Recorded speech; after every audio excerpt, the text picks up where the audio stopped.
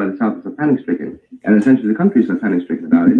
It means this. The generation of boys and girls who sing down those lunch counters are the first generation of Negroes in the entire history of America who were not controlled by the American Indian.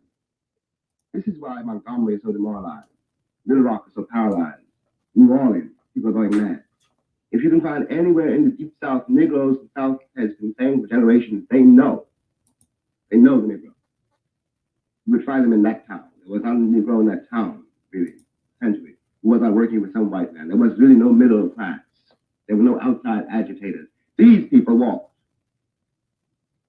These people terrified. The town is still terrified. Because they don't, not even on the obvious level about violence. But if they're not who I thought they were, who are they? What is this image, if you were? This is precisely what it's so difficult to get down to, but let me try to put it this way. What do you see? I don't know what white people see, when they look at a Negro anymore. But I do know very well that I realized when I was very young that whatever he was looking at, it wasn't me. It wasn't me. It was something he was afraid of. It was something to which he was attracted or which he found repulsive, but it wasn't me. I was not a man. Now, this image, I don't know what this image is, but it has something to do. There's something to do, I'm convinced of this, with the Puritan God. Something to do with a peculiar, and I believe absolutely bankrupt morality in which we all are suffering. The one person who was outside this constriction in fact, and historically, and in life, was this pagan, this black pagan. Was brought over. That's right. Was brought over as a chattel to God's country. It seems to me that it's a reflection, direct reflection, of the effort made by the white American to keep away, to not be threatened by black people. In some way, the American vision of the world is all wrapped up with their vision of black men, which has to do with their vision of themselves. Black is evil. The saved are white. Now, there's certainly a thread which connects this reality to makes it possible for the Secretary of State to say, we will not do business with the devil. It is not a Southern problem. It's a national problem. What is happening in New Orleans today began to happen over 100 years ago when, in effect, the North, which was the government, having freed tens of thousands of illiterate black men, then made no provision for them, none whatever. None whatever. They were dumped on the body politic, and no one was responsible for them. And they were, of course, immediately political and industrial football for everybody. They were everybody's target. But in a way, black men were very useful to the American because in a country so absolutely undefined, so amorphous, where there were no limits, no height really, and no depth, there was one thing for which one could be certain. One knew where one was by knowing where the Negro was. You knew the juvenile on the bottom because the Negro was there. You knew one knows what sin is in the same way, one knows what danger is in the same way. Now, this implies a vision of oneself, it seems to me, and a vision of the world which doesn't stop at the American borders. It is also the way America deals with the world. It must, cannot possibly avoid moving directly into the heart of the people who make up America. I mean that the problem will never be resolved until everybody in the country, in some way, I know how impossible it sounds, however, this is what has to happen, is somehow able to do without this crutch. If I were going to describe, I can't name names, so a hypothetical white liberal. Well, I know what he thinks he's done. But what he's mainly doing is something which demands my tacit cooperation. I have to agree that I am what he says I am in order for us to have any dialogue at all. And I don't agree that he is what I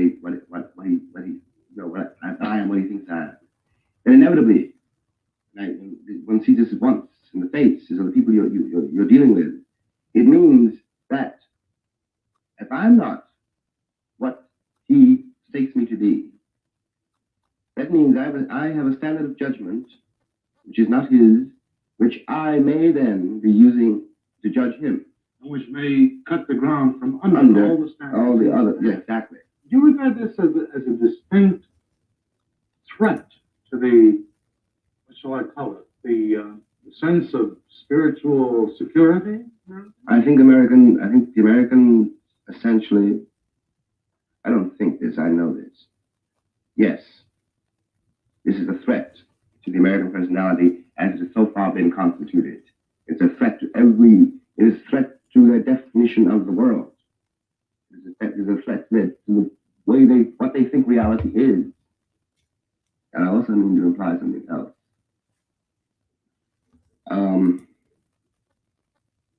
When you put it personally, it's the safest way to put it. There was something in me, for example, sometimes, and certainly when I was much younger,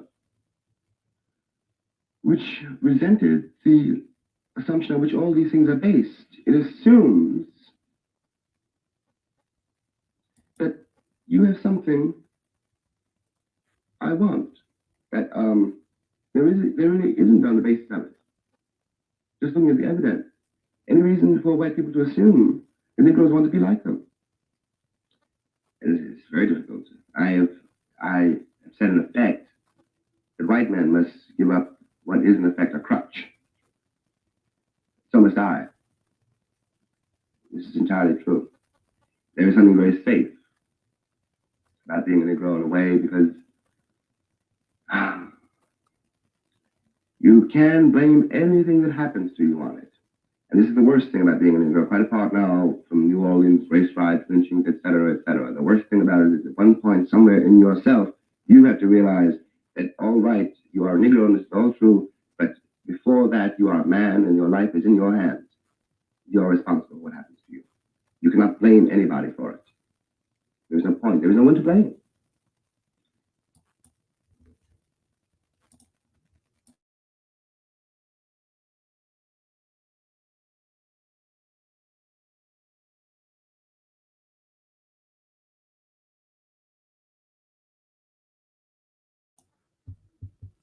What is good, my people? We are live, back with another live stream. I appreciate y'all for listening, for coming on. What's going on, Erica Howard? Shouts out to you.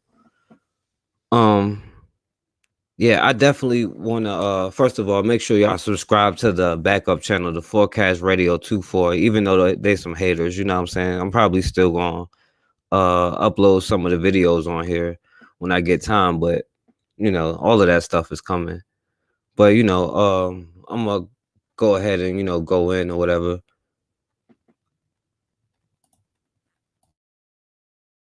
Now I'm sure a lot of you saw the title, Let's Go Brandon. And I just saw yesterday what Erica Howard just explained it to me. It's just trolling, good old Joe, you know what I'm saying, for everything that he's doing. But like we got to start facing, like, because there's no more actually preparing for the future, because the future is now. You know what I'm saying? What's going on is coming to a neighborhood near you. What up, Pasta? What's going on, Raw? How y'all doing? But everything that's about to go down is coming to a neighborhood near you. Now, first thing I want to say is, like, people talk about, when you say anti-vaccine and stuff like that, when you are saying you're not for the mandate, they say you're anti-vaccination, but that's not true, because nobody's telling you to not do something. The only person that's telling somebody else to do something is the person who's pushing it. Now, what I'm saying is I'm definitely against mandates, but that goes against their own government, their own laws. They should be against somebody forcing you. That's what's up, bro. I'm glad you came. You should be against somebody forcing you to do something. You know what I'm saying? Now, I know in my situation, what's coming up soon is, and let me go ahead and put the link in the chat just so if you want to come on, I don't want to have it keep getting dragged out. So I'm gonna put the link in the chat if you have something to say about whatever is going on. But first of all, you know, my job itself is about to, like, sooner than later, and that's coming to everybody, right? They're trying to get people to have no choice but to take this, or either you're out, you know what I'm saying? You have no way to live, or so they want you to think, right? This is the only way you'll be able to survive. We're gonna take your any way of having to make a living. We're gonna take any kind of way of, you know, you being able to produce for yourself, to be in public, to do any of that kind of stuff, unless you do what we tell you to, which, again, I'm not against it, and I'm not a doctor, and I'm telling whoever to do what you want to do, but I'm definitely against somebody forcing other people to do something that they don't want to do, especially when it doesn't really make sense to me. Because, I mean, let's be real. If you are, you know, vaccinated, why would you be mad at somebody who's not? I mean, we both could still, you know, get sick and pass it on to other people, you know. But again, I'm probably able to handle something like the Delta variant or something like that, from what I understand. But it's not even about all of that. If you are safe and you are good or whatever, so what difference does it make you?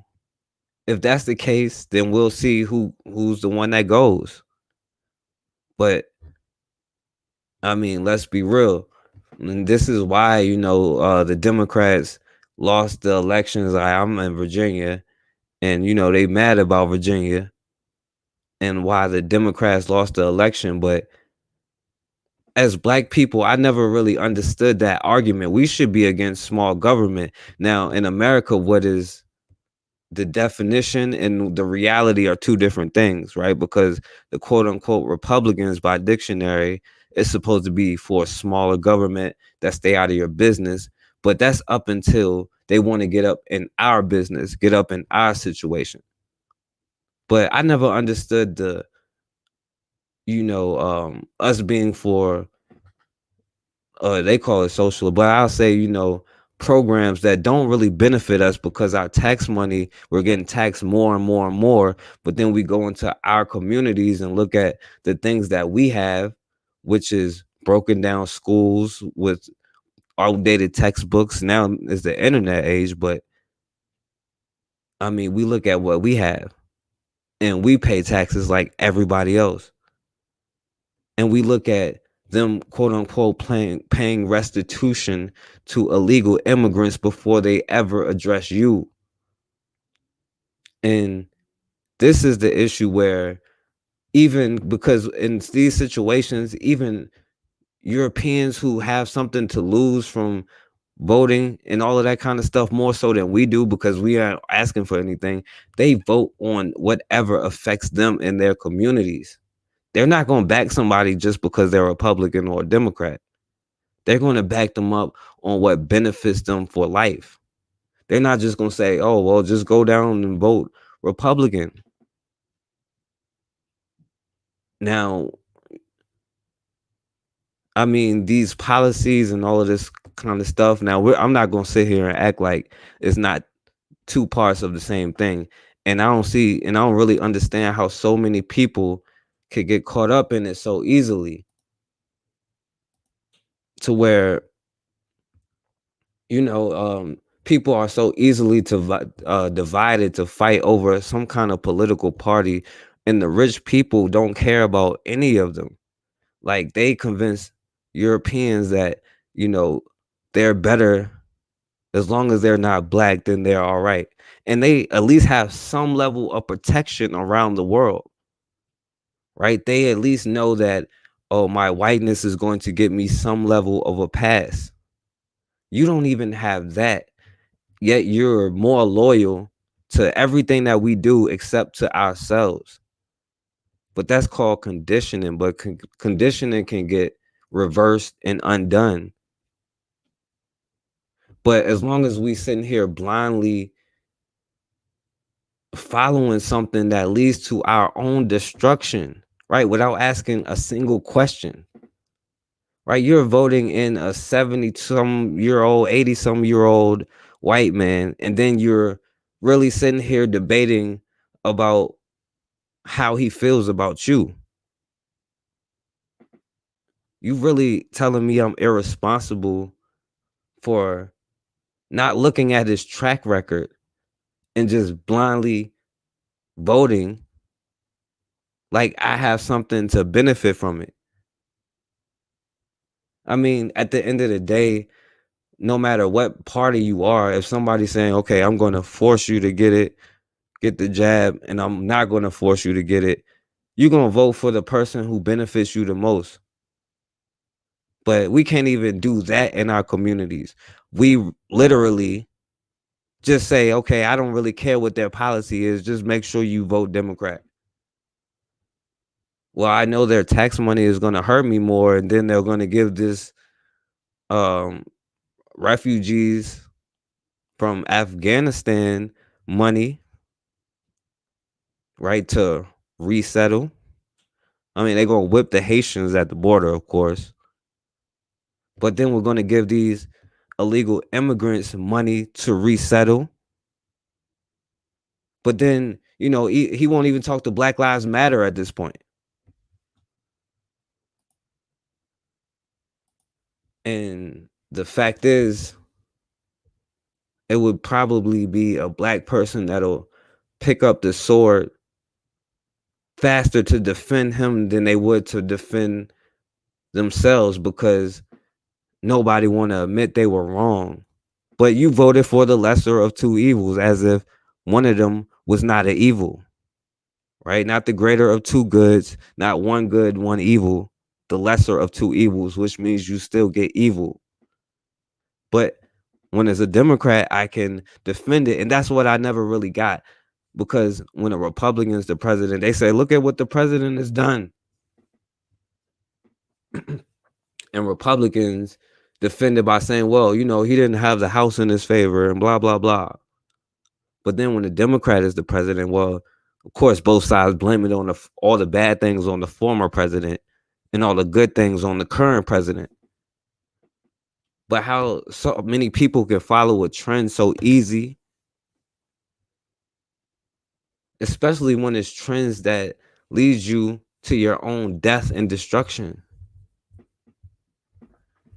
I mean, I want to start seeing who's exempt from having to take this and what positions do they have.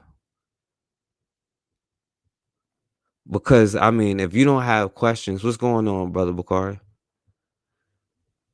I mean, if you don't have questions about, you know, the first people to be pushing this was somebody before people was talking about it, knew about it, and all of this kind of stuff. The first people to be pushing it was somebody who got kicked out of countries for crimes against humanity, who, by the way, committed crimes against humanity, is not in prison or somewhere being tortured, right? The biggest advocate for it. And the fact that, I mean, everything that you create, you probably, I mean, if I want to make a, you know, I seen somebody talking about making a specific kind of cake mix, and it took them 4 years to get it right, to be able to package it and ship it out to where it's still fresh. But if you still have to like wait because you don't even know what the side effects will be to children, and you could just now approve that, I mean, that's a question, like, what happens in the future right? 10 years from now to people that have it. Does it affect their reproductive abilities? Because I know the people that was linked to it had some kind of crimes where millions of women that happen to be black, well, of color, I'll say people of color in that case, around the world were,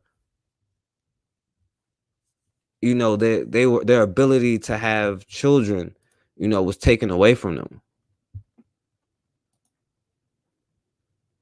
And these are the first people that's like linked to this whole thing. Now, of course, nobody's saying this is real, that is real. Because now, and this is the point, this is seeming like another time in history of like a lot of stuff is happening. A lot of people is getting taken out. I know a lot of people that went out or got injured or something horrible, life changing has happened, and it had nothing to do with it. Right? Car accidents and freak accidents, and of course, our poor health, our poor diets. And that's the problem that's not even being discussed. The real problems with the health in our community, where a brother who's like 54 years old could die because fluid buildup in his heart.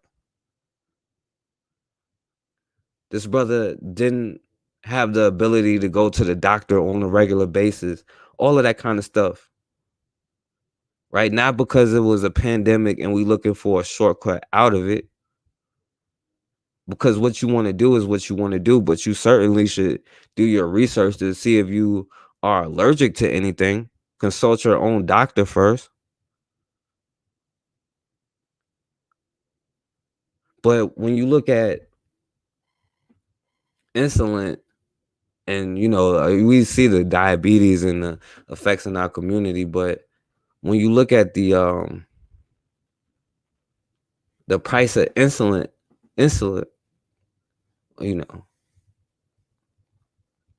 on the bag is $930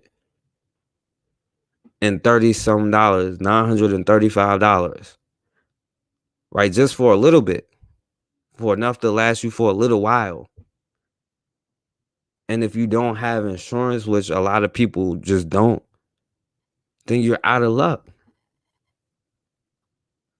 But there's no mandate on that kind of stuff. And, the things that really affect our community that we have been needing to change before a pandemic, right? Like being,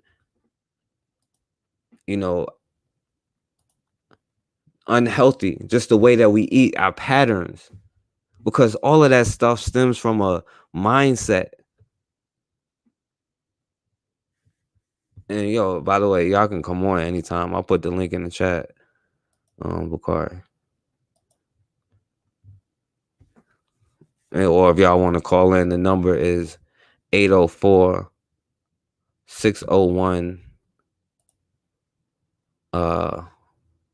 4015.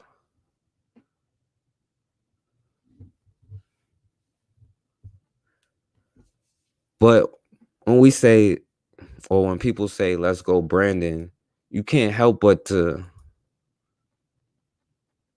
question the things that he did, because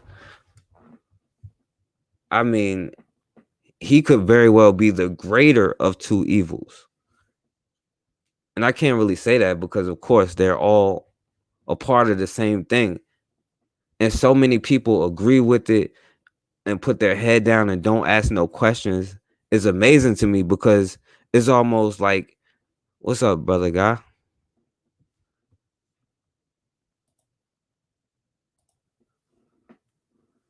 Because when he is very dangerous. And the difference between Trump and all of this, people was actually politically aware.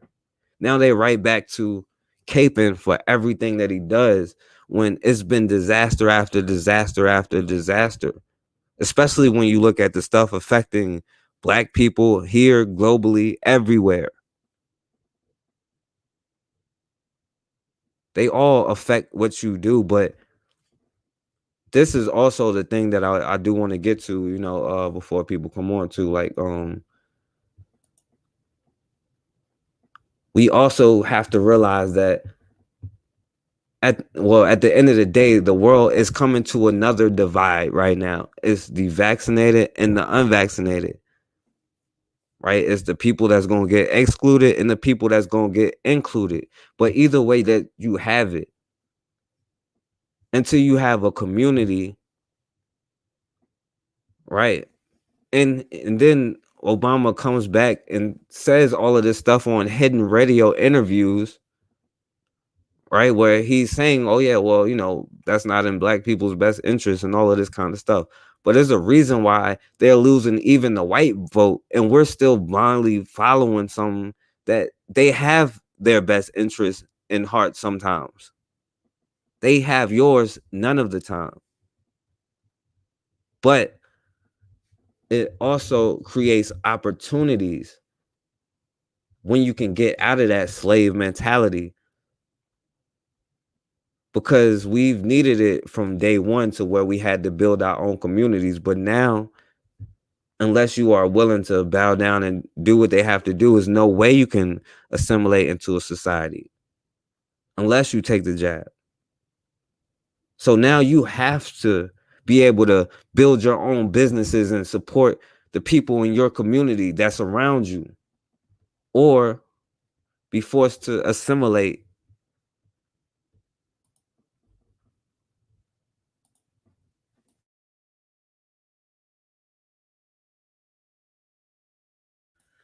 Because like somebody pointed out to me, and the brother listener, he definitely should come on.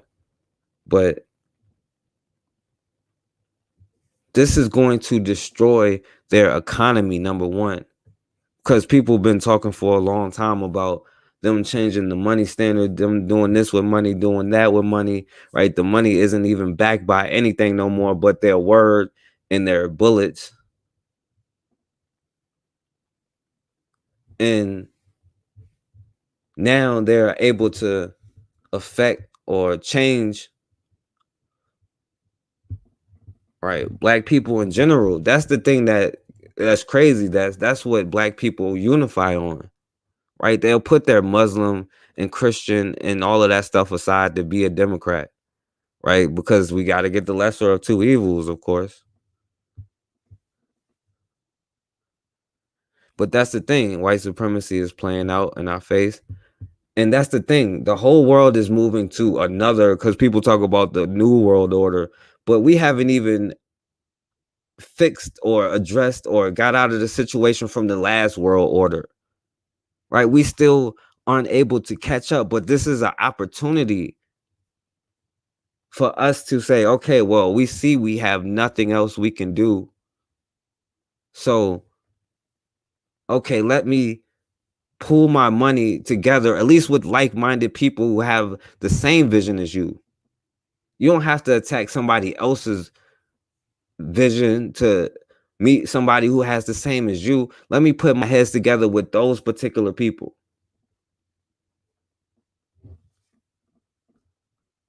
Because at the end of the day, that's what it's coming down to.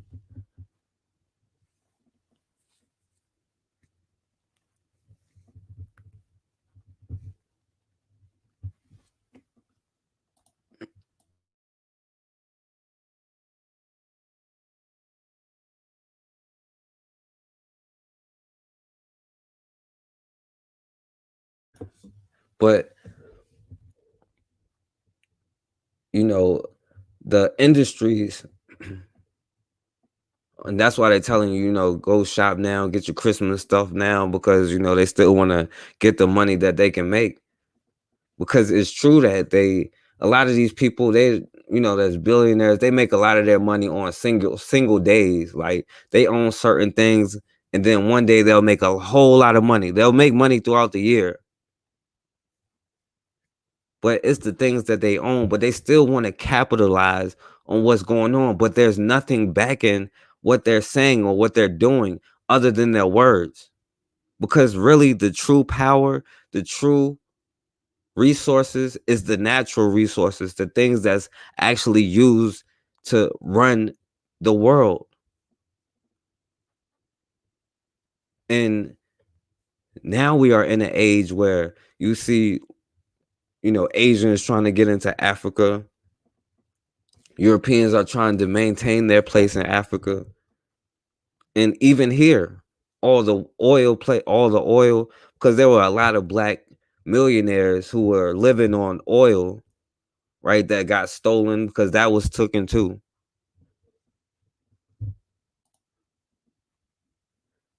Exactly, Erica.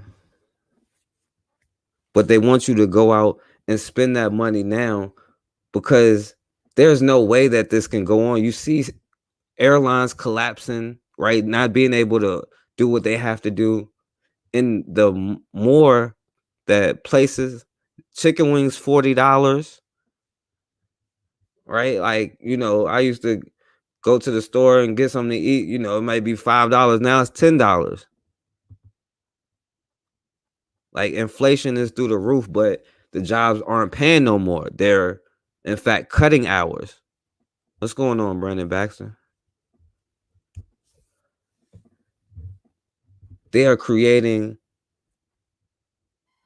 a state where you really can't even survive, right? And people, we have that in the gender wars about, a man being able to provide and do all of this stuff for, but the way the economy is, right? Apartments, depending on where you live, like $1,400 for a 1 bedroom.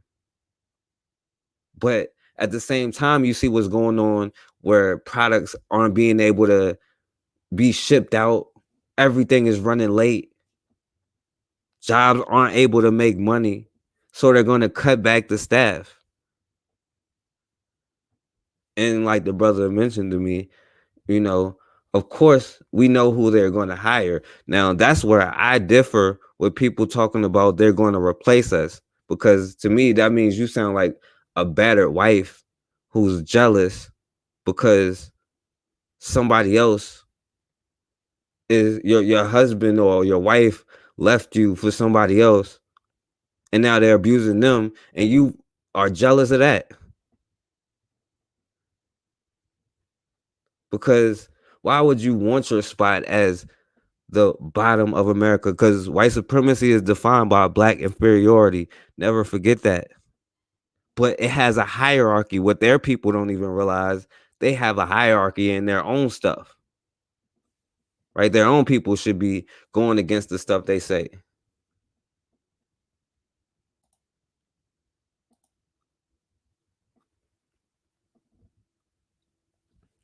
But everything, all the prices is going up and the jobs can't make enough money because everything is held up. So what's going to happen? They're just going to cut more employees.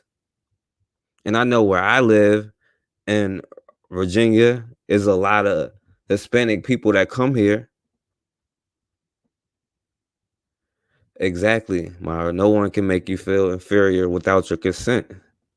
But when you say that somebody's going to replace you, that is kind of giving consent in a way.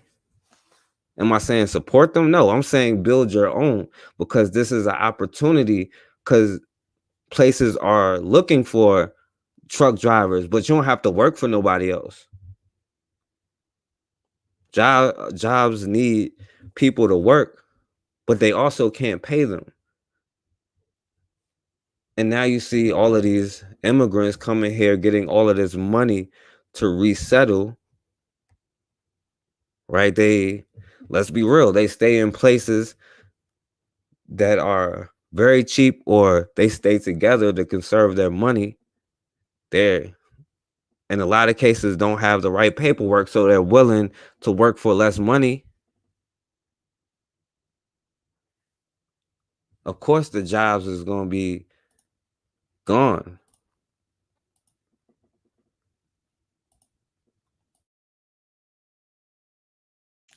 But see, that's where you have to get off of everybody else's bandwagon and start waking up and realizing everybody is competing for that top spot and nobody's ever going to give you anything. Right? Why would, if you had the power to control your own and control others, would you give it up? Now, you may not abuse it the same way. Or as obvious, because if we had that kind of mentality, none of this stuff would have lasted for more than a week. But if you in your own personal life is willing to get violated in front of your own children, right? Your family, your wife, or let your wife get violated, how is you gonna compete in the market? And you got to understand most of this stuff, because coming out of slavery, right? You were quote unquote the illegal immigrant, right?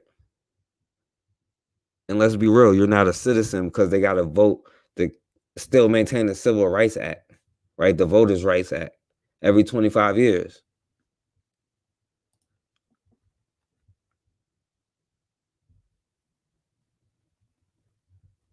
They aren't working for pennies. I mean, yeah, you can come on too, brother Bakari.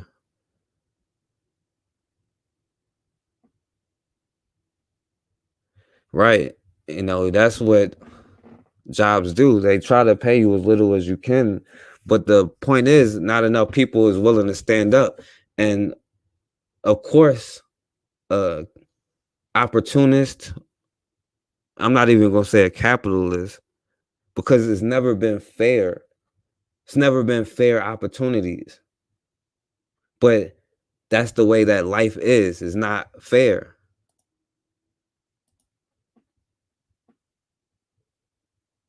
And they're making 50K more. But okay, I'm gonna put it back in the chat.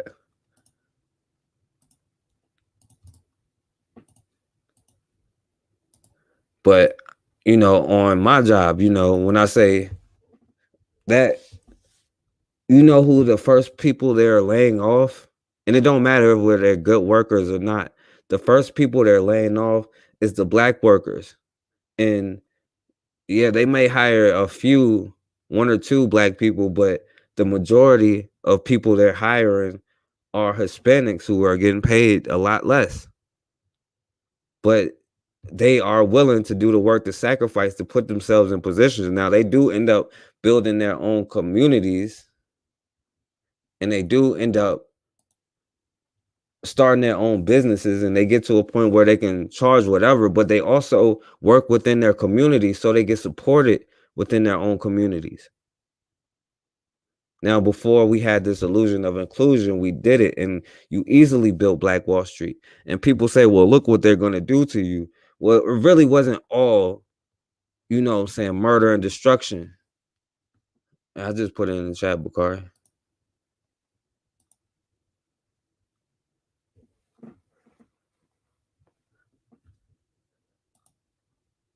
But it really wasn't all death and destruction. It was stuff like the Highway Act. That's how they destroyed your communities.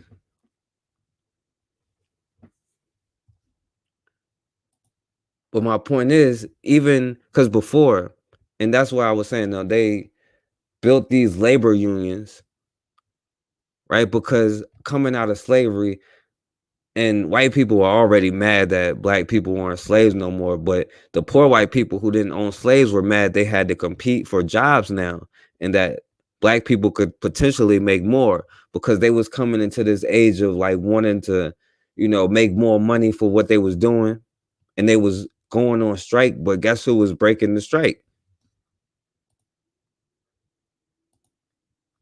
It was black people, you know, crossing the picket line. And they were already more skilled workers. They worked for less money, and they just coming out of slavery. So, you know, they're not really complaining. It's not letting you see the link. All right, I'm gonna just email to you. Let me see.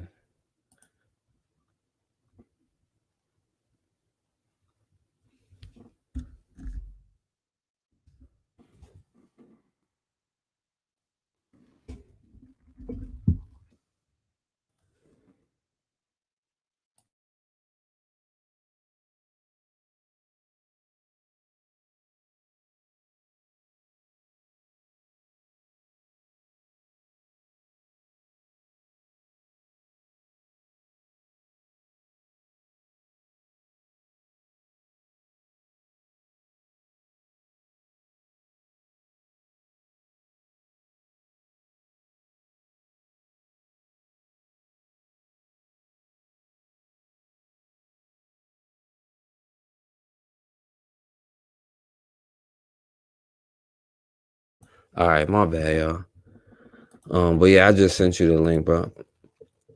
You said jobs are for slaves, and they are. And that's the thing. That's what they you go to school to learn that, right? Even if you go to school to learn a craft, you aren't learning the craft to own your business in that craft. You're going to school to learn a craft to work for a company in that craft. Exactly. Everything we have, but it's that comfort, and that's the sick part about it. It's the comfort that you get living in an uncomfortable situation like this that makes you not want to take it into your own hands, because at the end of the day, that's really all you got. Because why would they make it fair? And let me get back to this labor union thing, like, because they established these labor unions as the only way to be able to compete for jobs. But back then, it wasn't just jobs; it was opportunities, because people was working until they made enough money to establish their own business. Now today is harder because of inflation and everything that's going on in this particular time. But not saying that is impossible or nothing. But in this particular time, is harder. Yo, what's going on, brother Bakari? Peace, my man. What's going on? Forecast. What's going on? Peace to the chat. Oh my God, I've had them glasses on read. Look, man, I was listening to some things that you were saying. Let me ask you a question. What in the hell is Let's Go Brandon, man? Oh, it was some stupid that the white boys was using to troll Joe Biden. It just mean they were saying F Joe Biden, I think, and they was, I don't know, it was just something they got mixed up with Let's Go Brandon or something. I saw Erica and them looked it in the chat, so I looked it up. You know, that's just basically a saying trolling Oh, Joe Biden. yeah, because I ain't never heard of that. I'm like, shit, I can't talk about Let's Go Brandon. I don't know what it means. Shit. But no, but you know something, I'm gonna tell you something, right? And I hear a lot of people say that. But since you know I drive in trucks and I be out there on the construction sites, I know, man, them cats, them Hispanic dudes, they ain't working for no $6, $7 an hour no more. They ain't. And their businesses, when their own businesses, they're extremely expensive. People will hire. Uh, I see what Sister Raw put in there. Say jobs are for slaves. We got to think about everybody can't work for themselves. Everybody is not meant to be a business owner. Everybody can't run a business. See, the problem is we said for slaves is because we haven't built anything up to have ourselves in position where we can give people jobs. We have to beg everybody. I'm telling you, man, I see black folks out here now going to the Mexicans looking for work. And that's just the honest truth. If you get in some of these businesses, like me, right? I just took a job, right? I've never worked for nobody in my life. One time when I was in the army, I worked for somebody in the army because I was literally government property, right? See, the thing about it, when you go on these jobs, think about it. We always say we work for somebody, right? Who you work for. Literally, you work for yourself. If you think about it, you're going to work to get a check to benefit you and your family, right? So if that's the case, you're not working for anybody. He or she or they are the employer and you are the employee. But you ain't working to benefit them, you're working to benefit yourself. Now, should we get more benefit if you punching somebody clock? Yeah, you should. But see, I took this job because I had a plan. I can show my vision board, right? I've been saying I'm gonna own dump trucks and I'm gonna get them. Hopefully, I get my first by the 10th of January, right? Which would be my 50th birthday. Somebody asked me what I'm doing for my 50th. I'm buying myself a dump truck. That's my birthday present to me. No going to no club, no talking about 50, half a century. I know what 50 means, but 50 for me, if everything my plan work right, is getting my first dump truck, right? So once you get a dump truck, we find brothers or sisters who have a CDL, and we have to give our people livable wages. But this thing can work if we work together. So I'm gonna do a show about the transportation industry. But since we were just talking about jobs and money, right? If we study the transportation industry, our problem is for us, we don't work together, right? And I'm talking about truly don't want to put our money together and build businesses together. You see, everybody else is doing it. Then another thing, we really truly don't have the banks. And if we do have the banks, they're not gonna, what's the word? They won't just give us loans. Like white folks give white folks loans. And white folks can have a 550 credit score, but they can get $50,000 business loan. Asians got banks. They give Asians business loan. Our people are extremely hard on us. So sometimes when we say it's what other people are not doing, right? Sometimes when we had an opportunity, we're so afraid of consequences and repercussions that's going to come from other people that we become extremely hard on ourselves. You understand? And that is something they're going to have to change. But I'm telling you right now, and I'm going to be doing a show next week on the transportation industry. If people truly want to get into a business and truly say we want to put our money together, you don't have to buy anything brand new. Look, the dump truck I'm going to look at in the morning is a 1991. It run, it go, the dump bed work, the top work. It can do the job. It gonna do the job long enough, right? For me to get me in one. I ain't gonna get no new one ever because they're too expensive right now. You feel me? A new dump truck, if you're trying to get a new tandem dump truck, a brand new one, 20, what's this, 2021, you get anything from a 2019 to a 2018 to a 2021, you can expect to spend $100,000, a minimum of $100,000 from a 2018 to a 2021 dump truck. That's how expensive they've gone up. I looked at a 2010 the other day, $75,000 for a 2010. 06, $60,000. But I'm just saying, but that's my thing, dump trucks. That's what I enjoy doing, right? So I took me a job so I can learn how to drive a manual. You understand? Because I didn't know how to drive a manual. I can drive automatic. I got my CDL, and I got my CDL in a manual, but I haven't been driving a manual. But I have taught myself to drive a manual on this job in the last month, right? So if we stop looking at it as us working for somebody else and doing something, working for yourself, something that's going to benefit you. Because I took this job to learn to drive a manual. So when I get my dump truck, because I know that's what I will be able to afford, is a manual, because they're trying to do away with the manuals and they're trying to make everything automatic. So, but for a smaller company like myself, it's going to be okay for me to have a manual. So the manuals are going to be cheaper. So you look at it as a way to benefit yourself.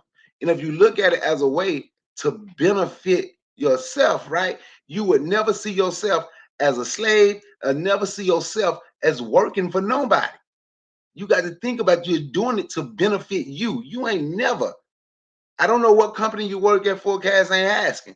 But on payday, who get the check? You or the people that own the company?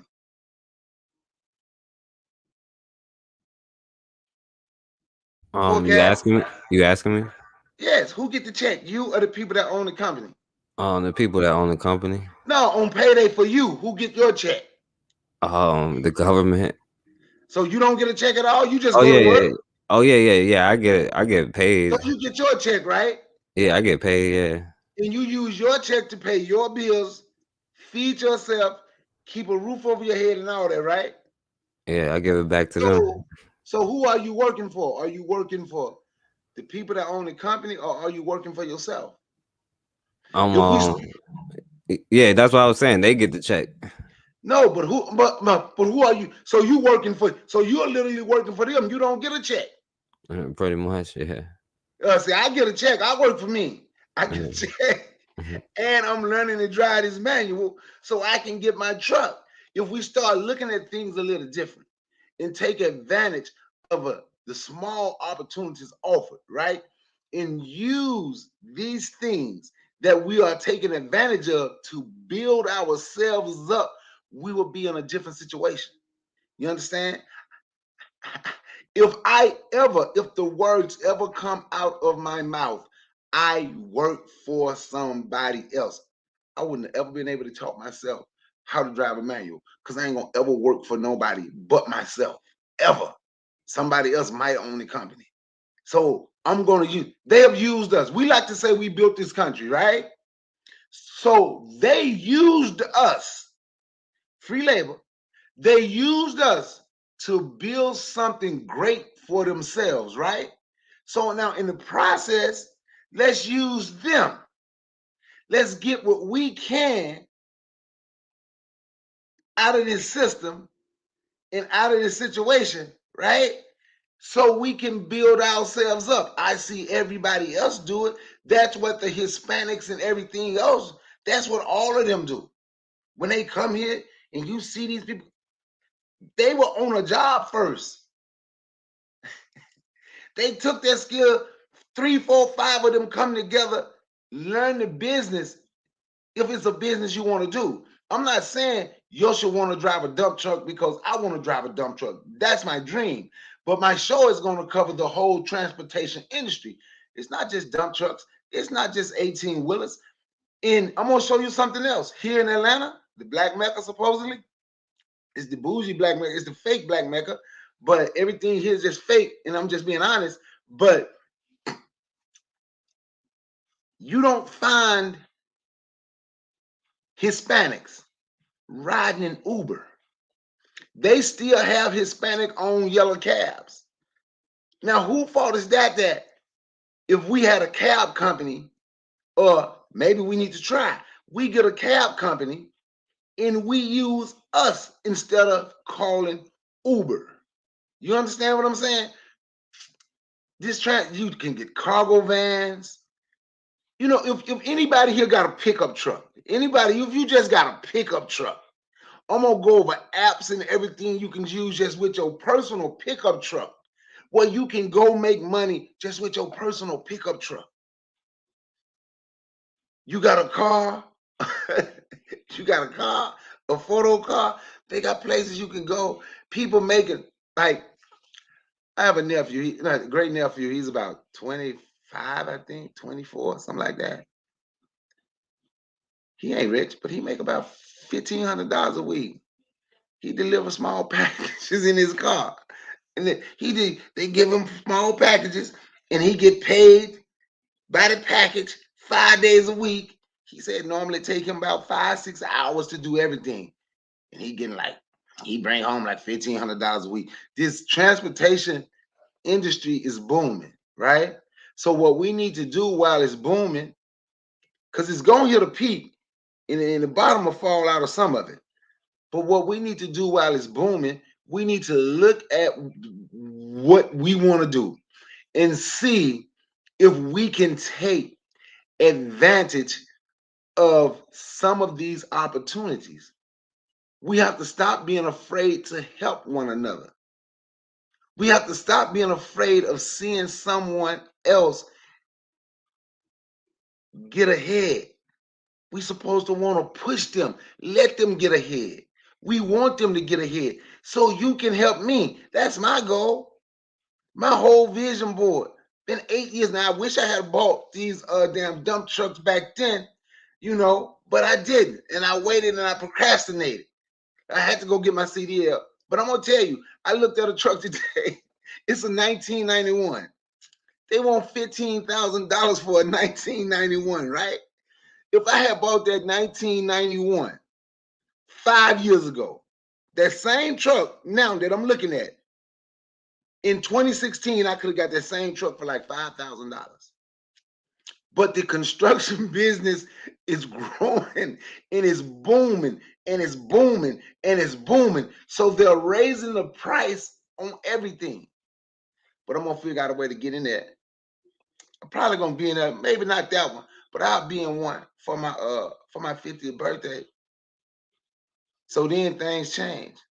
So now I'm going from, because I done use y'all for 3, 4 months now, and I'm an expert at shifting these gears, and I know how to drive. Now I got my truck. I'm gonna tell you something. The way I talk on YouTube is the way I always talk, right? I stand out on the streets and talk, right? I don't even own a truck yet, but I got 3 companies right now contacting me. Do I have my truck yet? They want to use my service. You know the minimum price? You know the minimum wage for a dump truck driver right now? You own your own truck. We have a minimum. You know what the minimum wage is? $80 an hour. That's the minimum wage. That's minimum. That's minimum you will get is $80 an hour. You average about 10 hours a day. Monday through Friday. If you want to go on Saturday, work by 6 hours. And that's $80 an hour. That's minimum $80 an hour. Or if you get paid by the load, what you haul, minimum right now, $125. So you have to figure out your distance, what's going to benefit you more today. Is it going to benefit me more today if I'm charging by the hour or if I'm charging by the load? Today, where I haul my first 2 loads, it would have benefited me to charge by the hour, because what I was picking up at was at least an hour and 15 minutes where I was dumping. You understand? So all of this, we're gonna have to break down all of this stuff. So it would have been easy to charge by the hour. The other day where I was at, I was only 10 minutes away, so I did about 12 loads. So on that day, I would have charged you by the load and got me $125 a load for 12 loads that one day, 8 hours. So when we do this, we have to look at everything that we can take advantage of.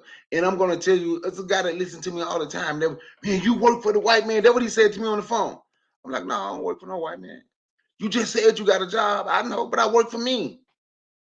I'm using something that's going to benefit me. And we have to start looking at stuff different. And every black person, we must understand, every person don't want to work for themselves, first of all, because it's easier to have someone else to cut your check, right? Working for yourself is a whole lot of work.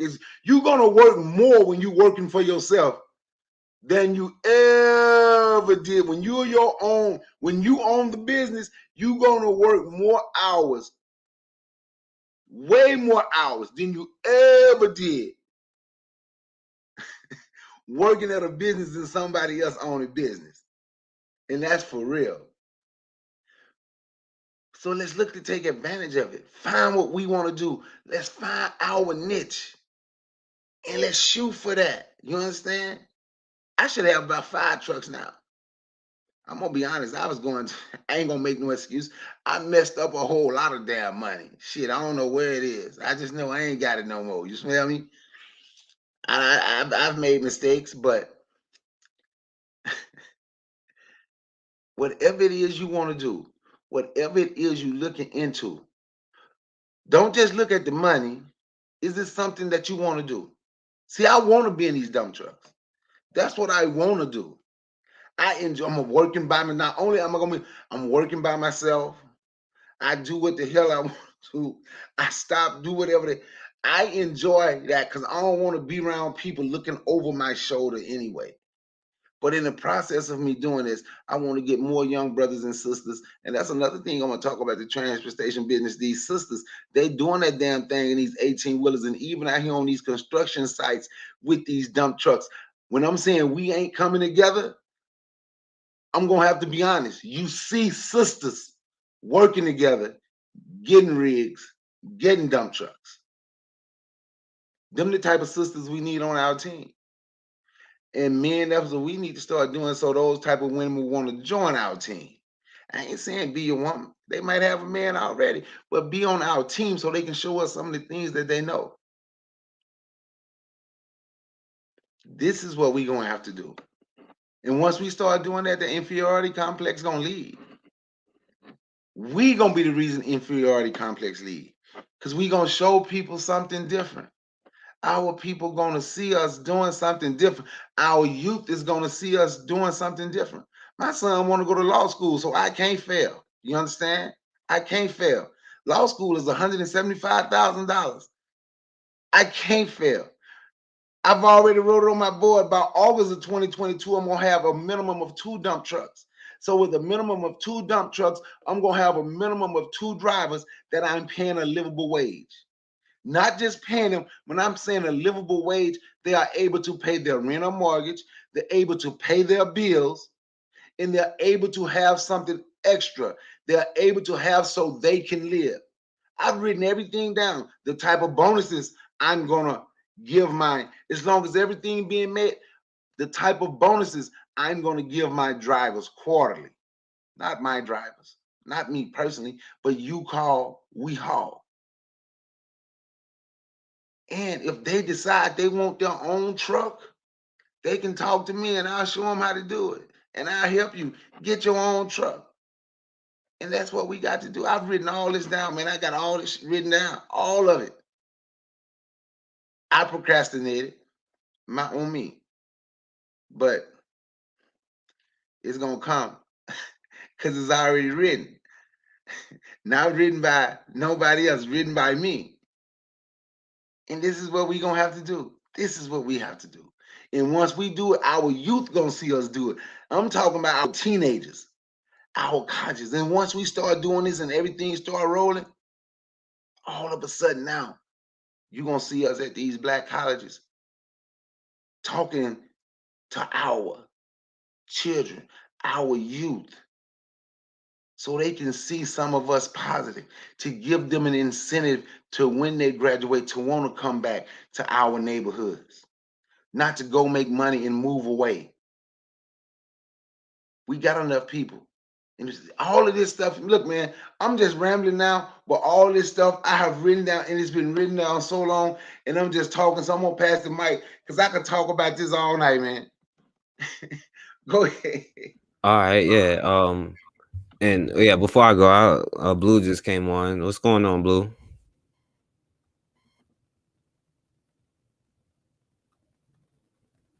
Blue, you there?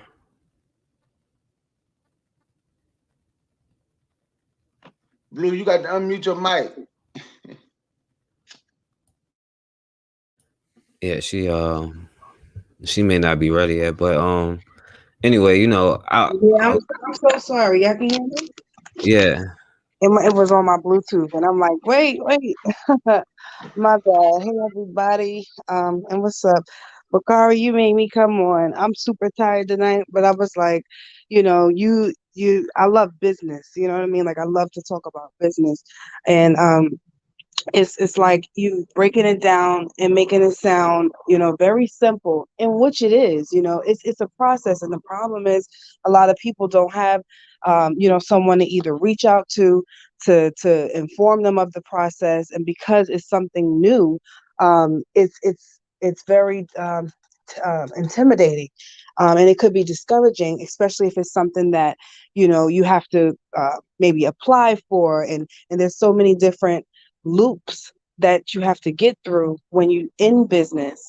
And that's the discouraging part, and most people kind of fade away from that, and they're like, okay, I'm okay and comfortable with working for someone.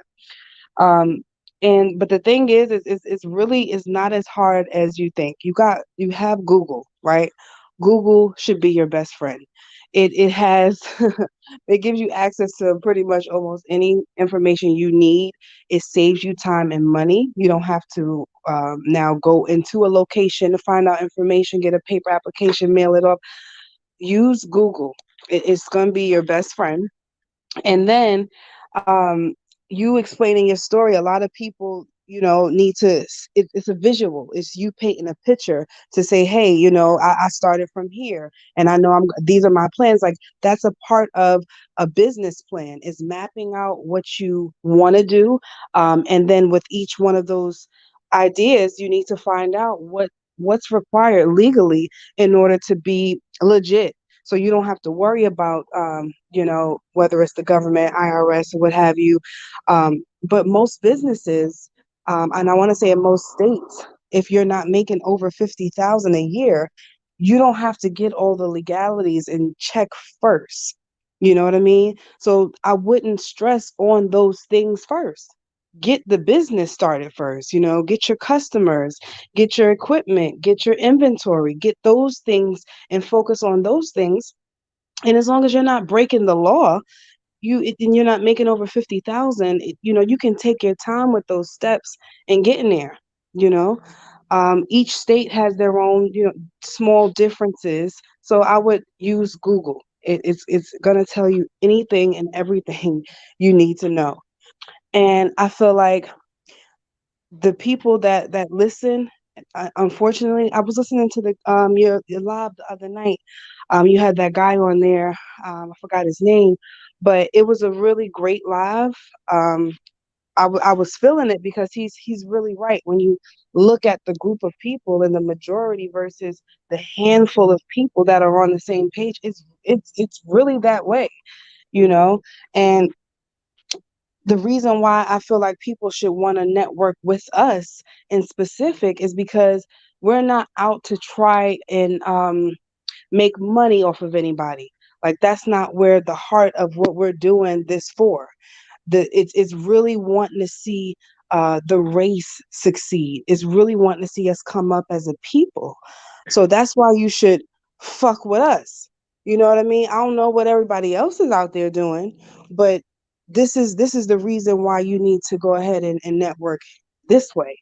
Um, because it's a lot of us trying to do some of the same things.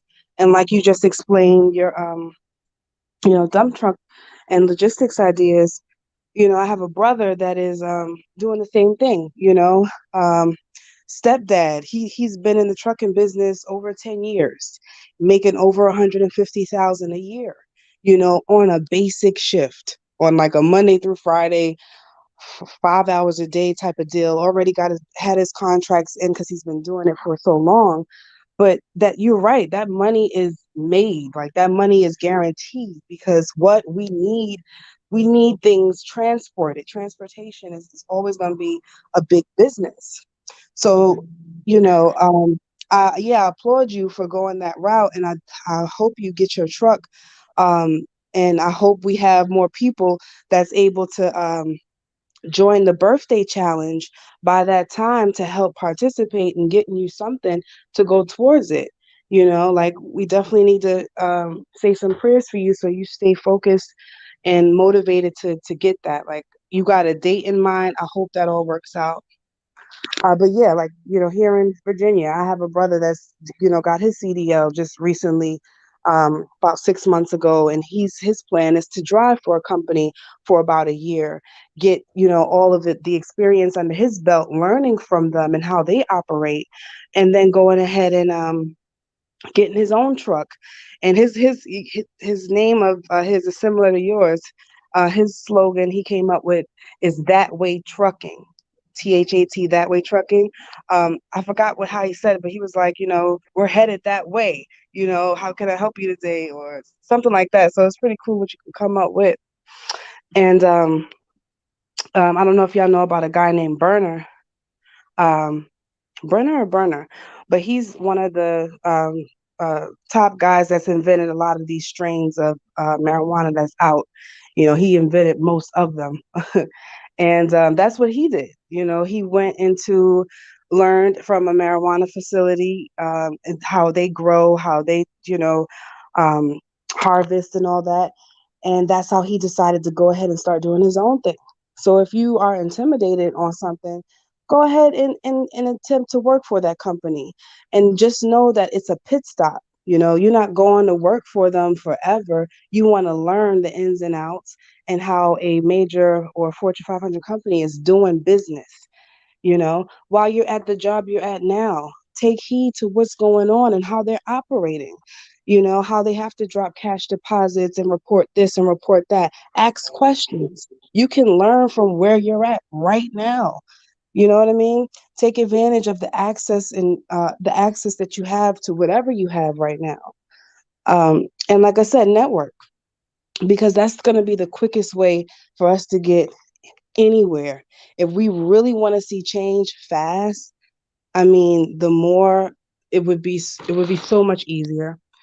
And we just also have to remember to keep the jealousy and the differences at the door, because it's not about you, it's not about me or nobody on here. It's about us. It's a bigger picture. And unfortunately, we're working for change. So we might not see instant gratification, but there it will come, and it will come sooner than anything else you can ever do. Okay? So it's major benefits to us coming together and networking. And I'm self-taught.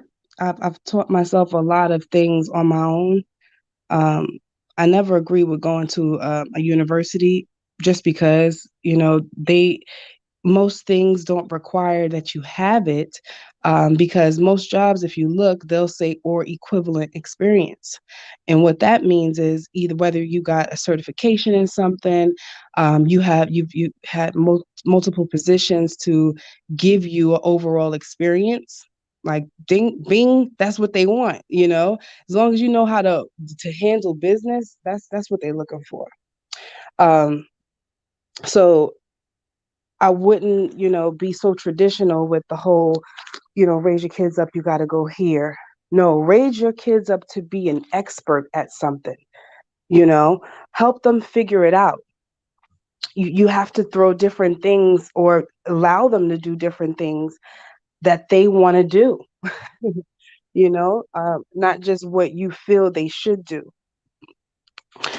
And what else did I want to point out? I don't know if you closing out or anything like that, but I'm gonna go ahead and pass the mic for now. No, yeah, thank you, Blue. Not yet. I'll let everybody go again. But my brother MG2 just came on. What's going on, my brother? Peace to everybody. Peace to the chat. Man, I am just sitting here and I'm enjoying listening to what you guys are saying. Man, it's just like, oh, it's perfect. Yeah, I had a lot of work to do, but I said, let me pop on right now because when I heard Brother Bakari speak, I said, oh man, he spoke to everything I've been trying to tell folks for years. And Yeah. Blue just hit the nail on the head. I hope you guys can see just how excited I am listening to y'all. When Brother Bakari was talking about having a job, it's one of the things that and I'm glad he said this, is even if you're working for someone else, you are still working for yourself, irrespective of what you're doing. Because at the end of the day, you're going to have some money that you can eat on. You're going to be able to pay, you're going to have shelter. You're going to have a place to go ahead and do your business in the bathroom. So irrespective of who you work for, you're always going to be working for yourself. The thing is being able to translate all the, like Blue was saying about networking and getting some of that experience. The thing is whoever you work with is to get whatever experience you can, network, whatever, a resource, money, whatever you can, so you can go ahead and build for yourself. And that's what why I love listening to what Brother Bakari was talking about in terms of having a job, because I love trading markets. That's beyond a passion. That's like especially today, it was a big trading day and a big day for markets and whatnot. But the thing is, a lot of what I learned out of it came in from my other profession. I think I told you, Brother Forecast, and I know you know it, Brother Bakari, I tour with a lot of musicians. And when I say musicians, I'm not talking about, I played in the clubs. I'm talking about folks you guys know, okay? Folks you've listened to for the last God knows how many. I'll give you a little heads up. The day before Michael Jackson died, we were rehearsing right next door to him with another band that I was working with. His band are very good friends of mine. We've toured together and Whitney and a lot of other bands. So that's my job. Okay. I work, that's what I have to do when I go out, and I want to go ahead, it's part of my passion because I've been in music, since the day I've been playing instruments since the day I could walk, and I still do. I think I told you, Brother Forecast, this is part of my job. A lot of the music from E-Television, True Hollywood Stories, I wrote it. Okay, a lot of things that you see here in amusement parks, I wrote a lot of that, the backing tracks for a lot of things. So this is stuff that is a job. But what I learned in these jobs, I may be called up to do a gig tomorrow. Who knows? It depends. Right now, they're asking everybody to put a needle in their arm, so I don't know about that. But I may be, called up to say, hey, we need you on tour with XYZ or whoever. That's the job. But what I learned in those jobs and what I can bring, the resource, the money, the ideas, the networking that I can bring from that job, I put into in the things that I'm building. It's like what Brother Bakari was saying, irrespective of where you have to work, you're always, as long as you're building something for yourself, bringing something that you can build for yourself, you're going to always do okay. I was on you guys know who this quote unquote artist is. It's a white female pop artist. The one that's one of the most popular in modern times. The bass player, he and I would always hang out. And I told him one time we were, because I do a lot of computer work. And I told him as we were hanging out before sound check, I said, you know what, man, he, and this is what I love this brother. This brother was just brilliant. He always had something else going on. He's like one of the most popular, for lack of a better term, he's one of the most in-demand band directors, musical directors in the industry. He's worked for everybody. Matter of fact, I think on the Aretha movie, I think he did work on that as well. As he's got another movie coming out. He and I would look, and he was like, he was having some stress because he was really into the job, into the work. And I told him, I said, you know what? I turned to the brother and said, don't worry about that. Like I said, this is like one of the most wonderful brothers I've met in this industry. And I turned to him, I said, one person is doing their passion. Everybody else here, including me and you, are employees. And that kind of made him feel good in terms of he knew, wait a minute, all I'm doing is going ahead and get this check so I can bring that check to my passion and I can hire everyone else to do what I need them to do. Like Brother Bakari getting another truck, and getting a fleet of trucks, hopefully. That's the thing that I love to hear and I love to see. As Blue was talking about experience, and I'm glad she brought it up so well because this is something I've been hitting folks over the head with in terms of what I do for what I'm into, which is markets and trading and investments and things like that. A lot of individuals in the finance world are quote unquote schooled. They got MBAs, they got all these degrees and everything else. And when things became automated, and this is like I'm saying around the 90s to the early 2000s, when things became more algorithmic and whatnot, they stopped hiring the folks with degrees. They said, we want experience. And what I mean by experience is not a guy on the floor, because a lot of floor traders didn't make it. They wanted, when they said experience, they want physicists, rocket scientists, and mathematicians and statisticians. Guys who had no experience or no, I shouldn't say just experience, but no degree, for lack of a better term.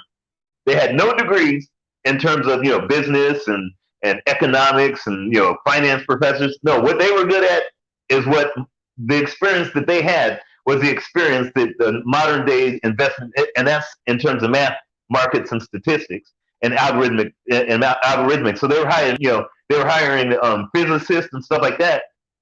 And he said, and what Blue was talking about experience, we're in a world right now where if you saw what was happening today, and I think I told you, Brother Forecast, today was the non-farm payrolls. Okay, and apparently payroll numbers went up to astronomical levels. I think it was 531,000 new hires, even though that's all kind of a shell game that they're playing. But irrespective, that is what they're telling you. A lot of those hires and a lot of these things, in a great resignation, as they call it, are folks that have experience in service sector, i.e., shall we say, immigrants. The thing is, they're saying, we don't care if you got a degree. We don't care if you have been, whatever. We need folks to fill this position to get something done because we need to go ahead and make these job numbers look good so we can get back to business. And fortunately, a lot of us who have been working for everybody else and doing everything else for everyone else for the last 500 years, we have more experience than anyone else. The thing is whether you're going in to work for somebody or whether you're trying to start your own, the good thing is, irrespective, we're not in this era of you have to have this degree and that degree, unless you're like a lawyer or a doctor or something where they have to check credentials, and you have to be lettered for something. In this service-based and manufacturing and innovation environment, technological environment, they're now saying it's more of a thing like, look, can you get the job done? I don't care if you're a professor or if you just walked off the street and from the set of Breaking Bad. We just want to know, can you get this done, and can we pay you better than we could pay someone else? And can you do it a penny less than the other guy? It's become that because right now, what's happening is the entire world is becoming a flea market, like the U.S., the United States is. So, labor right now, for lack of a better term, is it's almost like selling a house or whatnot. It's whoever can get the better deal, and the same thing goes with businesses. One of the things and I hope that a lot of our folk get to it is get to the mindset of thinking of getting the skills or the services or even producing products that the world wants, needs, can't do without, ready to kill for. And I know I brought that up to you before, Brother Forecast, when we talked yesterday. When I say want, need, can't do without, ready to kill for, we don't need another Colin Kaepernick or another Tupac. There's been a lot, you got white rappers, you got Asian rappers, so that is what we call a crowded trade. One thing that they do need is engineering. They need, folks that are into IT, folks that are into blockchain, analysts and blockchain developers. They need more doctors, more into biomedical, more agriculturalists, getting in folks that are experts in mining and new technologies and mining. And I mean, there's a lot of industries right now that are more in demand than just being a what was it that Biggie said, a jump shot or sling crack rock. That's not going to get folks far. But just listening to you guys' conversation just kind of brought up so much that I was like, man, I mean, there's a lot of opportunity, and it could be a quote unquote Nirvana-ish situation for us if we start thinking a little differently than we have for like the last 500 years. Start thinking very competitive, almost militaristically competitive, like zero-sum game. We get it all, and nobody gets none. That kind of mentality. Anyways, I'm gonna pass the mic on that, but I just enjoyed listening to y'all. Yeah, thank you for coming on, MG2. And I appreciate all of y'all for coming on. And hold on, let me put my headphones on. Well, yeah, let me just say this, because like Bakari, when Bakari was saying earlier, like I agree with definitely what you were saying about working for yourself and learning the tools and all of that stuff. And I'm gonna be real, what I'm saying, I'm gonna be real with y'all. I'm speaking in my personal situation, like everything that's happened. Yeah, I put myself in a bad situation, and Blue could tell you, she get on me all the time where, yeah, I definitely need to be doing more. But like, in the situation that I'm in, of course I'm getting, paid for what I do. But, I also have to put it in a certain area right now where I'm still trying to put it to where what I'm trying to work on. But it hasn't definitely been all this way, because you've been talking about the transportation show, and that's going to be a good show, And, before this, I used to, drive cabs. Like, I know it sounds crazy, but everybody, like, well, I had somebody working for there. I actually quit my job to be able to do that. And you make, like you were saying, like people sleep on the amount of money you can make, the kind of people that you meet every single day. You know what I'm saying? It's really a crazy industry to be in, and it's a needed industry and stuff like that. And I would probably go back and do that after I retire, just because it's so fun, And then I know I'm saying, like, I guess you can consider it a job or whatever, but I was an independent contractor working for myself, like you were saying, work the days I feel like working, not took off when I didn't, made enough money to, do everything that I wanted to do. But of course, then that's when Uber and stuff came out, and people don't realize, even doing Uber, how much it costs to maintain your car when you're doing some cab type stuff. The type of people that drive that get in your car, like all of that kind of stuff, people don't even consider. You put miles on your car, you have to maintain it, and that kind of stuff costs a lot of money. And I was even then in a position, but it came to a point where it was, I couldn't maintain owning a vehicle, like with the maintenance that you had to do, and then like with Uber taking away all of the money and that kind of stuff. Now, that's not to be at Uber, but I could have thought of the idea of having it something like that, but I wouldn't tell people to use their own cars and stuff like that.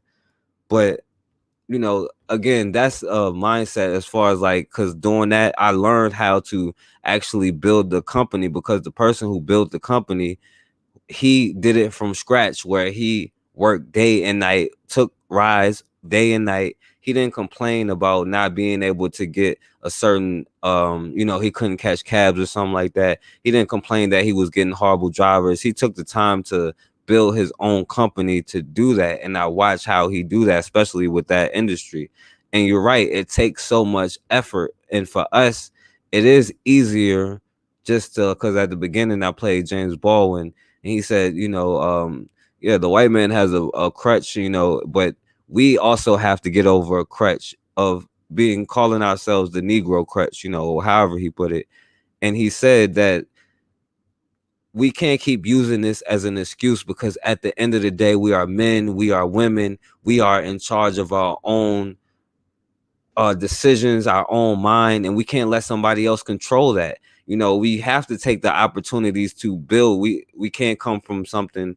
Now, I mean, I know some people like Raw, I know she does the farming stuff, like, but we have to have people willing to put our money together to back each other and to be on the same page, not to change your identity, not to change your mindset, not to change your ideology, but to put our stuff together, like Bakari's trucking idea, Blue's idea, MG2, what he does, you know, the things that I want to do, you know, like Erica Howard, what she's doing, like y'all could be working together where she's shipping out her bacon goods and using your trucking. Sir, I know you got the dump truck stuff, but you know, you know what I mean.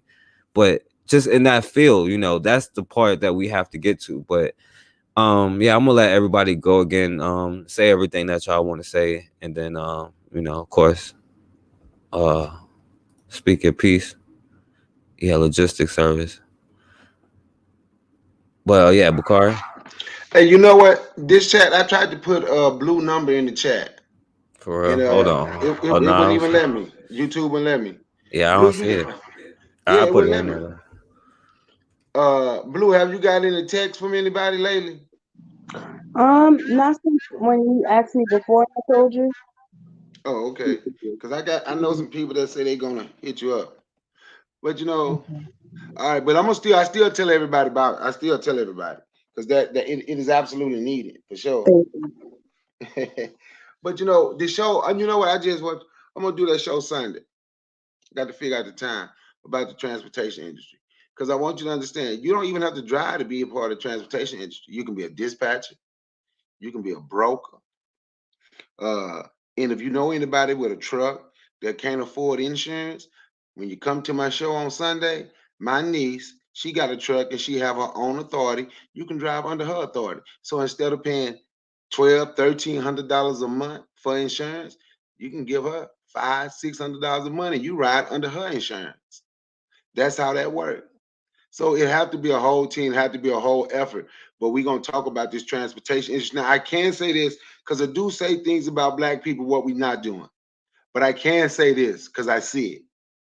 Black people is stepping up in the transportation industry. I give it, it's more and more of us. Now, a lot of times we'll get one truck and we cool with that. We'll do a lease purchase and we cool. But I've actually met a couple brothers got 6, 7 trucks and don't nothing drive for them but black folk, right? I see everybody else doing it. The companies that's coming up now is Arabs and East Indians. You know who driving for them? Arabs and East Indians. So we have to be okay when we say we putting our people first, second, third, fourth, fifth, 6, 7, 8, 9, 10. Now, if somebody come after 10, that's on them. But we have to be okay. We have to be okay with that. We have to be okay with putting ourselves first. And forecast, I'm gonna show you, I'm telling you, you're gonna have one of my dump trucks. When you go get your CDL, you're gonna have one of my dump trucks in Richmond, Virginia. You're gonna be sub-leasing. You're gonna be subbing. How much? I'm gonna show you how to do it. We're gonna do it. I'm telling you, Richmond, DC, you up there, all that construction in Richmond, Virginia, DC, Baltimore area. Shit, you deserve some of that $100 an hour, don't you think? Don't you deserve some of that? Yeah, definitely. Our Oh companies, yeah. our companies deserve what everybody else get. Now I'm gonna say this, right? Because we're gonna have to do a talk about business a lot. It's like we talk about this land and we're gonna buy land and we're gonna do this, right? So let me ask a question. Who gonna do the grading for us? Do anybody know what I mean when I say grade the land? Yep, I sure do. I found that out the hard way. So who's gonna do it? So when I'm just saying who's gonna do it, when we're looking at these construction sites, I'm gonna tell you what I'm trying to learn to do while I'm out there too. Because when I go to these sites and I ain't got much to load, I'm gonna be waiting around for an hour or so before I go get a load. I go out there with the people, with the surveyors. And there's this one young brother, and this is the other white dude that taught him. Crazy, bigot. But if you're out there working, he wants you to learn. I'm learning to read them schematics. So we need to know how level our land need to be. We need to know how to drive that equipment, the skid steer, the excavator, the big excavator, the mini excavator. We need to know how to do all of that. All of it. I see everybody else doing all these companies. And I'm like, damn, I don't see no black like grading companies. We don't have to get the big jobs to start out with. You can get the little jobs. Take the crumbs in the beginning. You want more than the crumbs, but do what we got to do to make it. But we need to know how to do all of this. We need to know how to fix our own streets. Like, who know how to drive the skid steer?